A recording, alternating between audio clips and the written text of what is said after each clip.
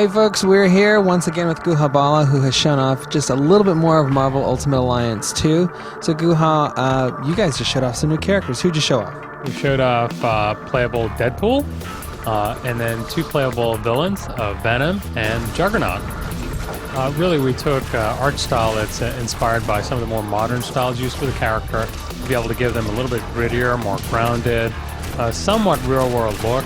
And it's actually a new rendering that's inspired by a lot of the Niven-related styles in the Civil War universe, but all new in terms of the rendering specifically for this game and specifically approved by Marvel.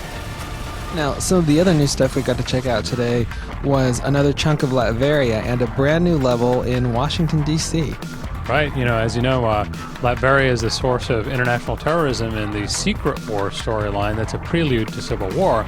And where that takes us at the end of the Secret War storyline is an attack on the United States that really increases the momentum for superhuman registration. So we take the player to Washington, D.C. on the eve of the Civil War. Heroes are getting together to stage a rally to be able to convince the people of the United States not to go through with registration. But all is not well in D.C., and the Capitol is under attack. Captain America sees this as the opportunity to prove that superheroes are relevant and important to being able to protect the security of the American people. Now, one of the new things we also saw on the level was a fusion with Juggernaut. So do you want to explain to us how Songbird is going to work with him? Right, so every character in this game fuses with every other character. In this case, Songbird takes her sound energy and makes it into a spiked ball that envelops Juggernaut.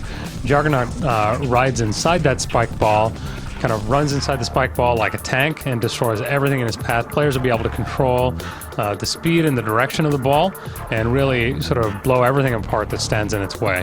And kind of the physics system and the ragdolling and lots of characters on the screen make it feel great. Now, one of the really cool little touches that you guys have put in that we caught in the demo was Deadpool, who has a very unique way of interacting with not only the characters but players. So do you want to explain to us why he's probably the most unique character in the game? Well, Deadpool, as many fans know, is actually aware in the comic book world that he's in a comic book. So similarly, in Marvel Ultimate Alliance 2, we make him aware that he's in a video game.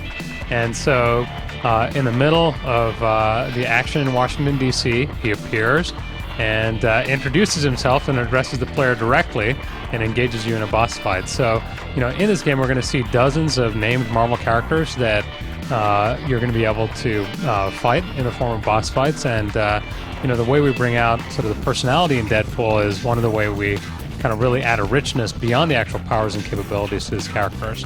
Now, Deadpool is a playable character. In addition to his powers and fusions, will have all new dialogue. So every conversation that you have with Deadpool will have lines written for him that are written in his personality.